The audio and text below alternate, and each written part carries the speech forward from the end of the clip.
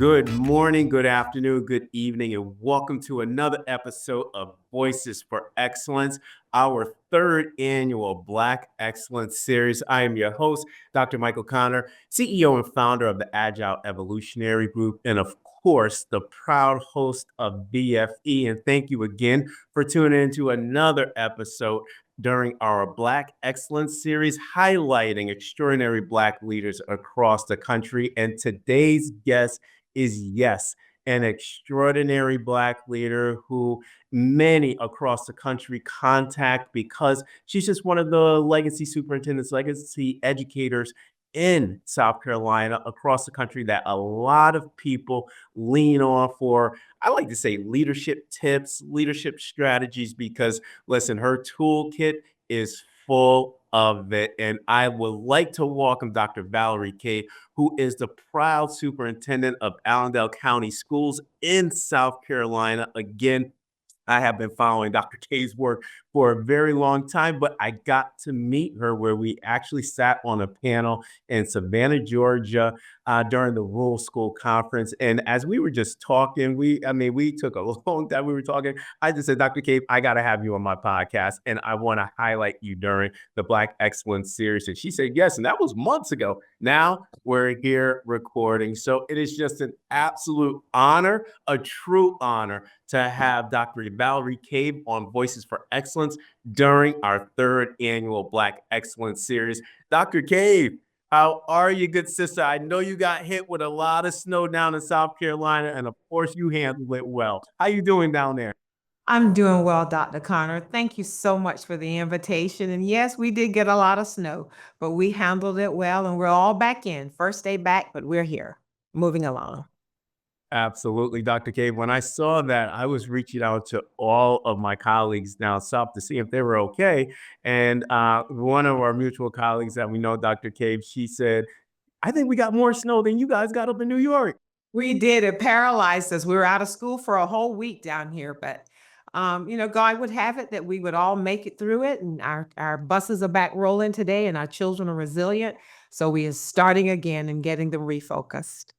Absolutely. God is good, Dr. Cave. We know that all the time. But now we're going to get right into the questions because, again, Dr. Cave, I know your work personally, but I want my audience, my viewers, to really unpack your leadership signature and your strategies that you're employing. But moreover, you're bringing this level of innovation and AI into the rural school focus, which now that needs to be a streamlined focus with that. And I want you to be able to bring that for our viewers and how you're able to lament that. But the first question, Dr. Cave, and this is always a fun question, and I want this for my viewers so they can truly know who you are and what your stance is. But for education leaders and stakeholders who do not know the impactful legacy work of Dr. Vallerie Cave outside of South Carolina, what song describe your leadership signature in the ecosystem? Yeah, thank you for that question. That song that just tells everybody about who I am. It's if I can help somebody along the way, if I can just help life to be better for whoever it may be as they cross my path, then I truly believe that my living will not be in vain. It is a song that Martin Luther King loved so very, very much, and it was one of his signatures. I've taken it as my own. I believe that I was raised to be a humble servant, to be a leader. And that's how I live my life each and every day. I just want to be able to give something back to the children, to the community, to my teachers, to all of my employees as I pass this life. And then I can truly say that I've made my mark on the world. I've left an impact. I've left that's the legacy that I want to be able to leave. And that's the way that I travel through this life. And that's what leadership is about, being able to impact somebody else's life and empower others to be successful. Absolutely. Dr. Cave, thank you for your response.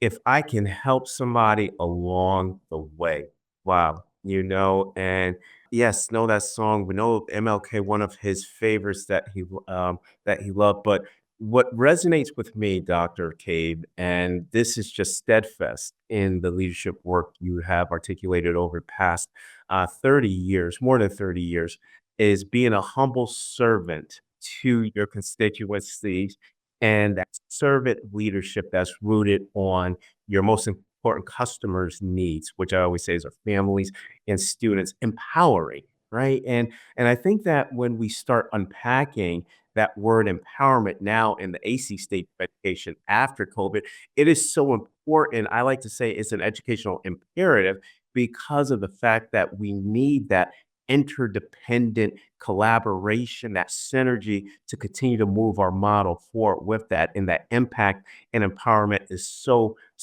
foundational with this work in education and the work you are underscoring. But Dr. Cave, you are admired in this education industry across the United States. I don't have to tout about your resume, but over 30 years service, impact, influencing many educators. And I always like to say there's the superintendent tree, and the superintendent tree is how many people you have developed into leadership roles, and that has been numerous. That is aligned with your, I like to say, superintendent family tree, but your legacy work that you're underscoring right now as superintendent of Allendale County Schools in South Carolina, we just welcomed, or you just welcomed, Generation Beta into the world, Generation 125. Wow. And they're going to be entering your schools in a few years. But you have this future focused lens, Dr. Cape, right? So, what is education going to look like for Generation Alpha and Generation Beta under your leadership at the Allendale County Schools, where we have to move innovation in a way that we never thought about before? What is this going to look like in the context of your vision and your leadership signature? But we definitely have to embrace technology and digital learning. It's just a must. We must make sure that our children develop those future-ready skills. You have to cultivate an environment that's very holistic for them. Redesign those school spaces, redesign that school time, redesign everything that they're able to learn with, and make sure that they're good global citizens. Not just where they are in this point in time, but where they're going to be as they continue along the learning continuum. We have to make sure that we use all of that data that they bring to us to drive those decisions, how to engage their families and their community that they're currently living in. The thing that resonates with me the most is redesigning that school space and that school time for them, making sure that we're able to capitalize on AI and ensuring that if a robot is needed, that we make sure that that robot is there for them to learn from. Oftentimes, people are so afraid to tap into what AI brings for children, but in a rural community, that's really important for us because oftentimes we have to use AI as that teacher because in a rural community, we don't have those teachers all the time that want to come and work here. It's not as attractive. So we have to be able to utilize every kind of learning opportunity there is for children, whether it's a virtual teacher, whether it's an online course, whether it's virtual reality, whatever it's going to be. And with this generation that comes in, I have 6 grandchildren who are in this generation, and they learn in a different space. They learn at a different time. Oftentimes, I have to sit and let them teach me so that I can play catch up. So that's what learning has to be. You can't be afraid to allow them to take control of the classroom and to make that classroom into their space. So it's not just back to the basics. Of course, we want every child to read, write, and do arithmetic, as they say, but you want them to do it in their space and time and cultivate it the way that they need for it to be. So for Allendale, I don't want my teachers and my staff to be afraid to allow the children to create that space and to bring into that space whatever they need to be successful because we have to prepare those educators for the future. It's not just about what we wanted to look like. It's their continuous development, it's their continuous learning, it's having empathy for what they need and making sure that we are sympathetic and attuned to what those children need as we continue to cultivate our world. Yeah, yeah. To my audience, the answer that Dr. K provided, this is one of those answers that you go back, unpack, and there's probably about, I counted about five different strategies around organizational transformation that Dr. K highlighted. And what I love about this, right? And Dr. K, what we use VFE as an asynchronous mechanism for professional learning. How do I got self-directed learning from experts like you? The statement of embracing technology and digital learning in this holistic perspective, it's that is continuous improvement, change management 101, right? Holistic implementation. To my audience, what Dr. K did was she unpacked various elements from my next question that I'm about to ask, the 22nd century systems learner framework, where we're looking at time. Dr. Cave articulated this perfectly, looking at time as this variable to continue the organic transformation of your systems, where now when you start reconstructing time, guess what happened? The locus control of learning goes to who? The student. Absolutely, Dr. Cave, so well articulated because now students can create that space where now they are co-designing, co-authoring their learning. There's that empathetic approach, the first step of design thinking, empathy to understand your constituents or understand your customers' need to get to that level of customization. Well stated, Dr. Cave. And if you can just expand on this, right? There is this, there's this notion out there that if we really start focusing on developing global citizens, there's a paradox because AI takes away from that interpersonal connection or socialization. Dr. Cave, around this misnomer, global citizens, AI, how do we create that synergy or how are you creating that synergy? Because I know you've been so intentional with it.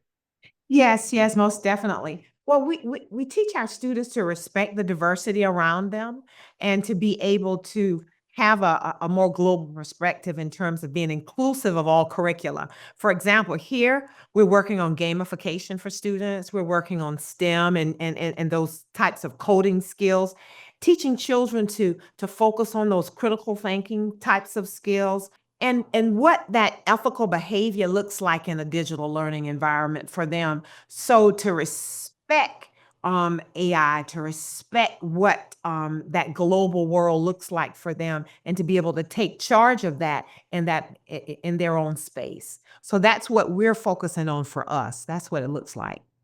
Dr. K, that's amazing because it segues into my next question, right? Because there's obviously multiple tenets of innovation that has gone on in Allendale.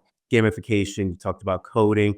Wow, continue, especially in this rural school sector. But I just released the 22nd century systems learning framework and is outlining innovative systems and learner attributes aligned to generation alpha and generation beta. You articulated that in your last answer. But you are, and I'm gonna say this, I don't know if you would say it to yourself, but I'm gonna say it. You're one of the leading innovators in the rural school vertical. Can for my audience, specifically your cadres that are in this rural school vertical who wants to start underpinning innovation, underpinning gamification, underpinning specific CTE pathways where you're using virtual realities in Allendale. Define innovation, Dr. Cave, and creativity specific to the rural school context as it pertains to achieving excellence and personalization for your most important customers, families, and students. So I like that question because we have to design that space where children are successful and allow them to be able to use the tool. So if children, so many people are afraid of the AI in terms of not allowing children in the rural community to use it for their good. So what I have to do is to make sure that my teachers understand how to use it. And if, for example, if a child is trying to write an essay of some kind, not being afraid to allow the child to use the tools to write the essay, it's all perfectly okay. And then allow them to use it to help them correct it, to empower them to be that creative writer.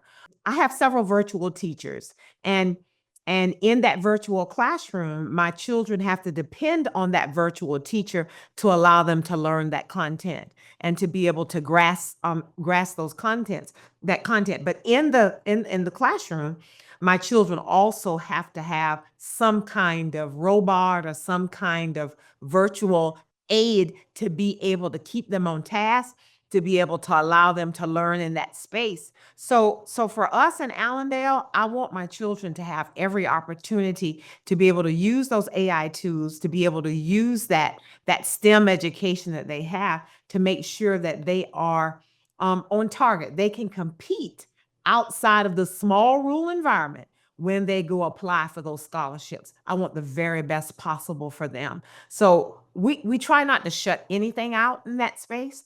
Now, do we struggle with it at times? Most definitely, because it's allowing the teacher to lose control and allow the child to be able to take control. So we're work in progress, but we are trying our very best to make sure that we're making those spaces for children. What I love about your answer, I don't want to just say meta themes, the mega themes that came out of your answer were around systems level capacity with your practitioners and your instructional leaders, efficiencies with regards to level of efficiencies with writing. One thing, as you were giving your answer about how students are using AI for writing, and I've met with a myriad of students, and the students that I met with, Dr. Cave, it's funny. I asked, what is one thing that you want me to go back to leaders and tell them about or inform them to develop, let's say, guidelines or policy with regards to students and AI? You know what? One group, and it resonated with me when they said it. They said, Dr. Connor, please tell the adults that we're not using these tools to cheat. You use ChatGPT, and I see my mom and dad using ChatGPT to write their reports for work to help them. Why can't we use ChatGPT to help us write our reports? And I'm like, wow, enough said. But you're right about that, right? And specifically having students know and understand the ethical utility of AI in the classroom, outside of the classroom, how to advance individual pathways for personalization. And what I love about you said that it's moving towards that systems to thinking. There's always going to be that uncertainty, but that uncertainty is going to lead to strategic investigation with that. Dr. Cave, you know, you're doing such a phenomenal job with incorporating AI, right? And I always like to say AI emulates the student literacy continuum. You have students that are all over the spectrum, whether they're reading high level comprehend complex text or even at that foundational level with just basic letter identification or segmentation or phonemic awareness skills. I look at that as that's where our teachers and leaders are with AI all over the spectrum in a capacity context. How are you leveraging differentiated professional learning for your leaders and teachers so that there's that synergy or coherence with AI implementation in Allendale? For us, we have those professional development days where it's just focused on AI. For example, we've received an art integration grant. So with that art integration grant, our just recently our entire day was focused on AI and implementation into the arts, whether it was through music, whether it was through the visual arts, whatever type of art form, so that my teachers can incorporate that in the classroom with the use of AI. You know, we have a magnificent choral group here. He uses AI for the children to learn the tones and the sounds and all of that. We have keyboarding where our children are beginning to learn how to play the drums and to be able to play the keyboard, but with the use of AI to do all of those things. So using it to integrate it from pre-K all the way up to grade 12. It's how we're capitalizing on making sure that our teachers have continuous professional development with Magic School Bus and those various AI tools that we use.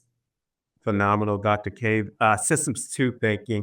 And to my audience, while I reference system two a lot, that's Daniel Kahneman's work around systems theory, systems one versus systems two thinking fast. consistent are fast answers that are more control demand bureaucracy level. That systems one thinking, but for the AC stage of education, you're seeing the work being unpacked by Dr. Cave and in Allendale, which is around system two thinking, which is exactly where we need to increase this. Dr. Cave, this is a question I want to ask you. And I know that many that tune in here are going to really unpack this question, right? Because you are an anomaly. And why I say you're an anomaly is because you are an African American woman sitting in the CEO role. All right. I believe the latest statistic was it increased by 2.5 or 0.2% to 1.8% of African American women from 1.6, the last one I saw. But Dr. K, being an African American woman who is a chief executive officer in the rural school vertical is certainly an anomaly in itself again. But from the lens of an African American woman and a person of color in the chief executive role, how has the superintendency changed over time? And then the second part, what advice should all Black and Brown women who aspire to be superintendent focus on for the future? It's changed because of the visibility, and the representation actually in the environment. Like you said, we're just like 1.8% of that total demographic of superintendents across the world. We've had expanded leadership opportunities that have been presented to us, whether or not those have been politically induced or whether or not those have been empowered by a group of Black women themselves for us to navigate that space. It's changed because now there's more focus on equity and social justice in that role as a superintendent. We've had to spend a lot of time closing that gap of inequality for not only for ourselves, but also for the students that we serve. We've had to really hone in on our skills in terms of leadership.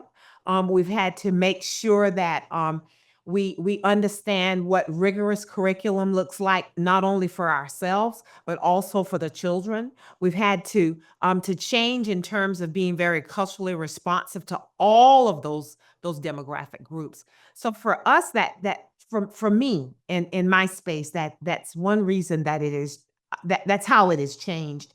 We've had to bring more credibility to the role. That has not been hard to do, but it's not always been something that's been well received.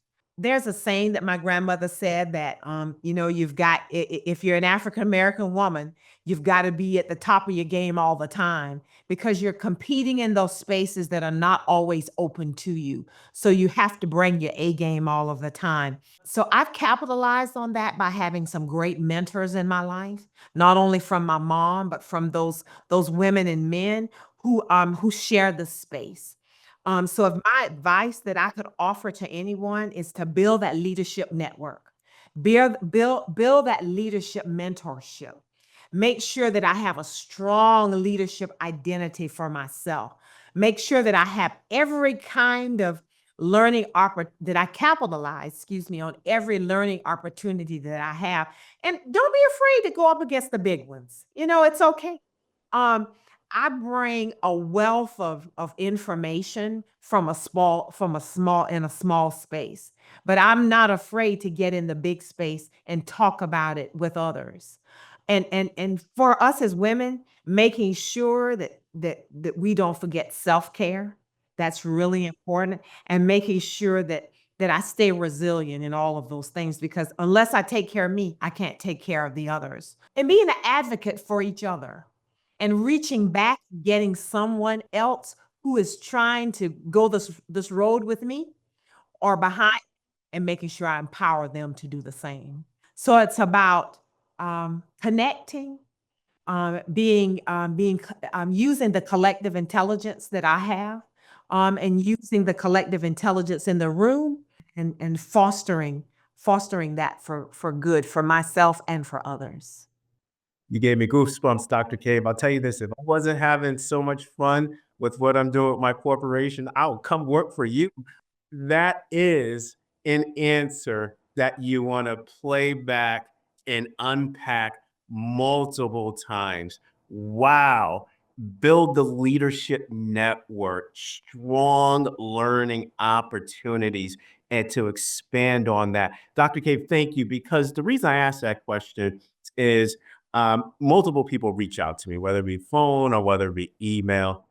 And there was, I'd say, and you know how I am analytically collecting quantitative information. There was 12, I counted 12 different leaders across the country, African American women, to say, they said, Mike, ask the question because a lot of us that are aspiring to get to the superintendent role, we don't see many out there. And thank you, Dr. K, for that, because again, we need more representation. When I look at this, 1.8% percent of the superintendents across the country are African American women. And when we think about our student demographics, where by 2026, we're looking at 58% now, it increased. 58% of our students are going to be Black and Brown. So representation does matter, despite the political context that it might bring. If students see individuals that look like them in positions that once we didn't think we can get, guess what? We're going to strive for that. I will never forget, Dr. Cave, and I know you had this impression and impact on individuals like this. I remember when I was a fourth grade teacher, and you probably know who it is, but when I was a fourth grade teacher, my superintendent was Dr. Reginald Mayo. And when I know Dr. Love, Dr. Mayo, shout out to him. And when I saw Dr. Mayo as a fourth grade teacher at 23, I said, wow, he had the suit on. I mean, just elegance as a Black man. And I said, I want to be like him and I want to be a superintendent. Was when I was a fourth grade teacher. So just imagine what our students, when they see you and others represented in these leadership roles, specifically African American girls that are coming through your district. This question I want to ask, right? Because again, this is another shift because I'm seeing this in Allendale that you're doing, and you're doing this at a really, really high level. And to my audience out there, if you want to see what model innovation looks like in a rural school context, please visit Dr. Cave's district. But the emphasis in the AC stage of education, Dr. Cave, has been rooted in skill development for Generation Alpha and Generation Beta. Okay, this is kind of like this interrelated model that is underpinning what I like to say career readiness and digital readiness. So, because there's a de emphasis on college readiness because of the economic shifts that we're seeing within the 22nd century or rudiments of the 22nd century, how do we truly, Dr. K, integrate careers and CTE focuses in our instructional frameworks, starting at the elementary sector? And then, moreover, why should CTE be prioritized now in the AC stage of education? Because there's still not a lot of clarity with that. We're still focusing on the old when we need to start focusing on the new. How do we prioritize that shift? In elementary school, I think it's critical. It's huge. It's a huge. It makes a huge impact for children to understand careers. We have to embed that career awareness in our core curriculum. For example, in math, to make sure that our children understand how math impacts that engineer, how it impacts that architect, how it impacts how it impacts a storyteller when they're doing reading and writing. So a storyteller is a career that you can have. I mean, people go all over the world telling stories and enticing others and that entertainment world. So children need to understand that career awareness. Not only there, but through hands-on play and exploration out on the playground. Our children need to understand that. In both at my elementary school, we have 2 STEM labs that are there, so our children understand it through the robotics and through the various types of models that they're able to create when they're in the classroom and those learning spaces through project-based learning, all of those types of things. Then we have to be able to partner with industries. Even though we're small, we have some industries around that we have to be able to partner with so that you can bring them into the classroom, whether they're in person or whether they're virtual. Just recently, we had our Savannah River site, which is a credit union here. They came in and they taught our children about personal finance to make sure that they understood, a debit card. My granddaughter all the time says, when I say, she wants to go to Walmart to buy something. I'll say, Vivi doesn't have the money. She says, all you got to do is pull up to the ATM and get some out, Vivi. And I'll say, well, it's just not that easy, Raleigh. We definitely have to have the money there. So I thought about that. And Savannah Riverside, who supports our county and the CSRA so much, they came in and did that personal finance with our children. And from that, it allowed our children to see what banking and finance look like, that you could be a vice president of a bank, you could be a mortgage broker, you could be all of those things, but they would not have known that if they did not have that actual entity to come in and partner with us. So there are just all kinds of ways to leverage the technology, to leverage those virtual platforms so that they could learn those careers. There's a bus that we bring into our school district here that the children get on and they can explore all those careers. So I speak to all of those other school districts, and I know that they do some of the same things, but in a rural world, we have to make sure that K-5, K-8, they get that opportunity to understand that there's a world outside of our little rural community, and you can be anything you want to be, but they've got to know what the careers are. Because everybody's not going to be a football player. Everybody's not going to go to the NFL. Everybody's not going to go the NBA. You can be a teacher. You can be a lawyer. You can be a doctor. You can be the best bricklayer that you want to be. You can be a welder, whatever. I want my children to understand that there are 4 E's in life. There's the entrepreneurship. You can be enlisted in the armed forces. You can be employed, or you can be enrolled in a college, technical college, or a certification course. So there are all kind of ways to explore what this beautiful world or this wonderful world has for you, but you have to expose it to them. Just really appreciate how you're have that emphasis on with CTE at the elementary sector. And you have created from a systems design lens this broad K-12 continuum that has CTE integrated in the elements of your operating model from K through 12. And Dr. Cave, when we look at this from a national context, and I like to look at systems and how it's constructed, we see introductions to CTE more at the secondary level, sometimes seventh, eighth grade, but really focused in ninth grade as well. We don't see that elementary design of that. And I really wanted to emphasize that because, again, in the AC stage of education, specifically around the generational attributes of generation alpha and beta, we have to create that continuum. And Dr. Cave, I see the opportunities now for our students. I was saying last week to somebody that students at 18, 19 years old, if we truly create this coherence design of CTE integrated with AI, students can leave with six-figure jobs at 18. 23, I'm leaving college making $33,000 as a teacher, where now our students 18, 19 can make up to $115,000 with this focus. Thank you, Dr. Cave. And one of the disparities that you're eliminating, as well as introducing these careers, the STEM engineering, AI engineering careers to girls at such a young age, because when you look at the industry right now is predominantly men. Last question, Dr. Cave. Truly appreciate you made it. You made it through VFE. Woo! But Dr. Cave, I don't know if I could limit you to 3 words. Now, this is going to be very hard, but most of the guests that appear on VFE, they don't limit themselves to 3 words. So my favorite saying is, take this question as is.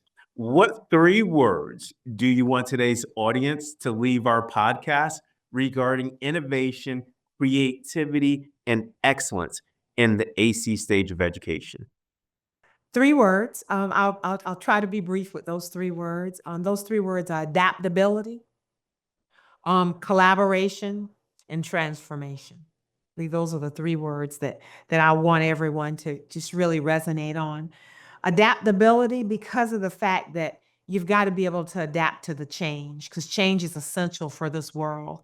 And we don't know what the next day is going to bring. So we have to be adaptive so that we can foster innovation and we can foster relevance to whatever is happening and take advantage of that time and space. So that we can be flexible in change as the world grows. Then collaboration. You cannot live in this world by yourself. You have to be able to foster creativity among educators, among students, among our communities that we live in. Collaborate. We're much better together. It's about that systems thinking. To be able to generate diversity and capitalize on all those perspectives, because all of those perspectives bring exceptional outcomes. And that's what I want for our children. That's what I want for my granddaughter who's 2 years of age. I want her to have a world that where ordinary is just not what it's about. It's extraordinary. I want that to be that space that she learns in. And then transformation, making sure that we strive for excellence in all things, being futuristic, being future ready, being inclusive, and because we have to transform our space and transform this world into a space where it's about children, because they're going to take care of me and you. And I want to make sure that they are future ready to make sure that they can do all things well. Oh, Dr. Cave, I say this all the time. Generation Alpha and Generation Beta, they are going to change the world, and we got to have skills to do that. Adaptability, collaboration, and transformation, adapting to change, fostering creativity via collaboration, and ensuring our babies are future ready. So we have to transform the model. Ordinary is not good enough. It has to be extraordinary. Dr. Cave, thank you so much for coming on VFE and being a part of our third annual Black Excellence Series. If I want to further unpack any of your answers, concepts, and themes that you provided in this episode, how would my audience be able to get in contact with you? Okay, they can contact me at our school district. Our website is Allendale County Schools.k12.sc.us. You can get me at Cave, CAVEV at ACS.k12.sc.us. And they can always call us at 803-584-4603. We're all things. We're on Facebook, we're on Twitter, well, X, and then we are also on Instagram. So we're out there everywhere. They can find us. And Dr. Cave, I don't say this lightly. I know your work personally, know you personally. I put you on that Mount Rushmore with like Dr. Reginald Mayo, Dr. John Ramos that I always do, Dr. John Thompson. You are there because Dr. Cave, many educators, just like when I first saw Dr. Mayo when I was a fourth grade teacher and said, I want to be like him, I guarantee you there are many education leaders, both male and female, black, white, brown, that want to be like you because you lead with grace and you lead with that servant leadership. So thank you, Dr. A, for being a model not only to me, but my colleagues as well as my cadres within the ecosystem. Thank you, Dr. Connor. It's been my pleasure. Absolutely. And on that note, everybody, onward and upward. Have a great evening.